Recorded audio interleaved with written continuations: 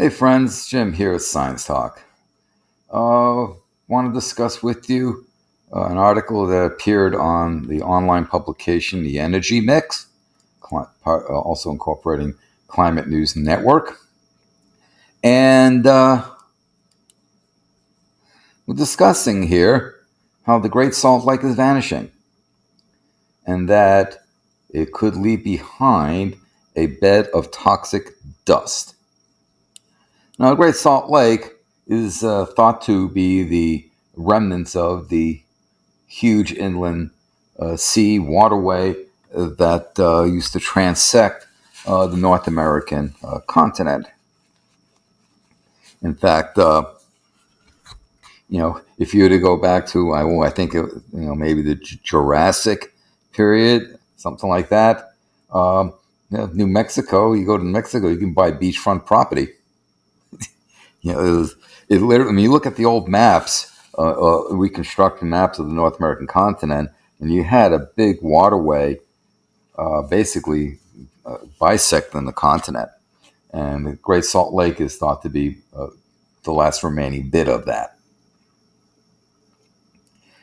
So we've got a devastating drought happening. The Southwest is getting slammed. California all getting slammed with this once in a life, millennia kind of drought, the worst in 1,200 plus years, and so on.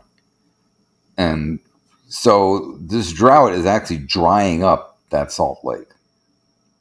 And so scientists are warning that there's going to be some very deleterious environmental consequences as a result. Millions of migratory birds will go hungry because they're losing their feeding grounds. And then residents will be exposed to dust clouds filled with arsenic. Well, that's just lovely, isn't it? The lake's flies and brine shrimp, which are the food source for a lot of organisms, including the birds, would die off. And they're saying that this could happen starting like now, this summer, 2022. Then that also threatens the 10 million migratory birds that stop at the lake annually to feed. Fuel their migration. The lake has already shrunk by 2/3. Bonnie Baxter, who's a biology professor at Westminster College in Salt Lake City, said that shrinking water levels mean increased salt concentration, so you're getting really briny conditions, a chemical shift that bodes ill for the algae population that the brine shrimp feed on. Well, basically, if you start increasing the salt concentration, increasing the salinity, extremely briny conditions, you're going to mess up the osmoregulation of organisms. They may not be able to cope with such an increased hyperosmotic exposure. So it's very concerning. And of course, you have 2.5 million people living in Salt Lake, and 2.5 million people need water to drink and for other activities. And the suburbs, we're seeing arsenic-laden dust clouds that would come off the lake bed, poison the air and the water. Other heavy metals like antimony and zirconium are also present in the lake bed. So this is bad. A solution does exist.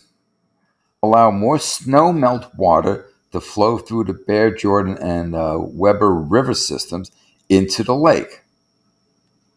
That would threaten the region's breakneck population growth and high value agriculture that many Utah politicians don't want to do.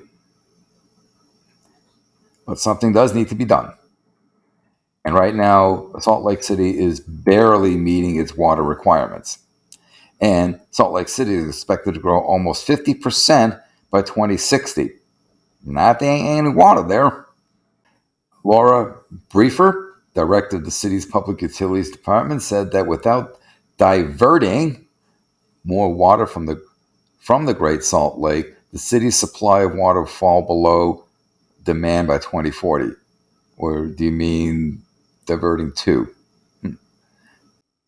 While one of the with one of the lowest per gallon water rates of major American cities, Salt Lake also uses more water for domestic use than any of its sister desert cities.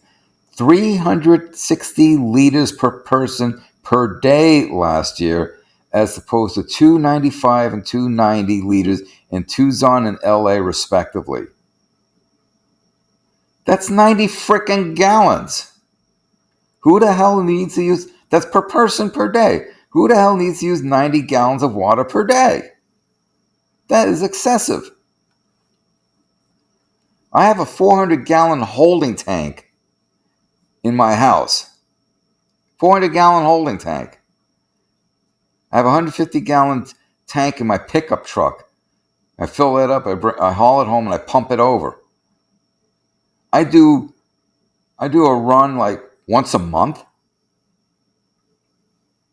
150 gallons over, it's 5 gallons a day on average I'm using.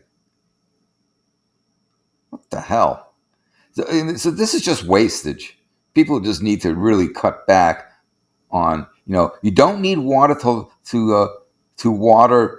What I'm trying to say is you don't need to have bluegrass, Kentucky bluegrass in your front yard, which, you have to water the crap out of.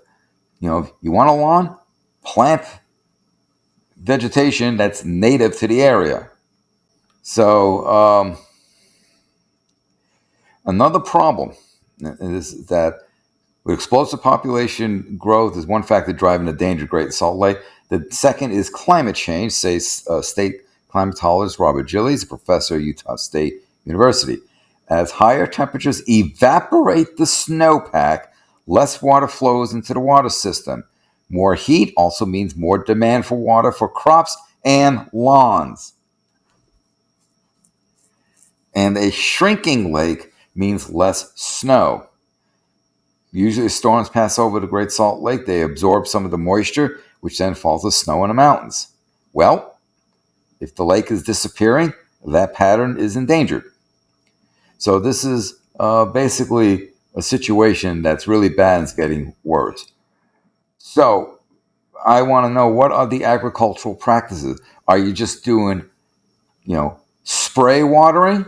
Or have they gone to, say, drip irrigation, which uses far less water? And the lawns, I just said that, people don't need to have Kentucky bluegrass. You want a lawn, plant native vegetation that are used to arid conditions and will use far less water. But goodness sake, 90 gallons a day per person, that's crazy. That really needs to be addressed. So that really needs to be addressed. That's excessive water usage. As I said, I do like one water run a month. You average that out, that's about 150 gallons. That's about 5 gallons a day.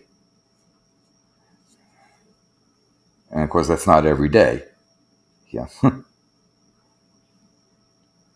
So, yeah, not a good situation there for the Salt Lake City. And you know what? As there's more and more people on the planet, access to clean potable water is going to be less and less, putting greater and greater stress on what is there. And, we all need water to live. So I don't see the population growth that they're projecting because, factors are going to start kicking in. And these factors are going to start reducing human population. Seriously, it's just too many people on the planet. We need to just state that bluntly. And I did a video saying just exactly that. I suspect, the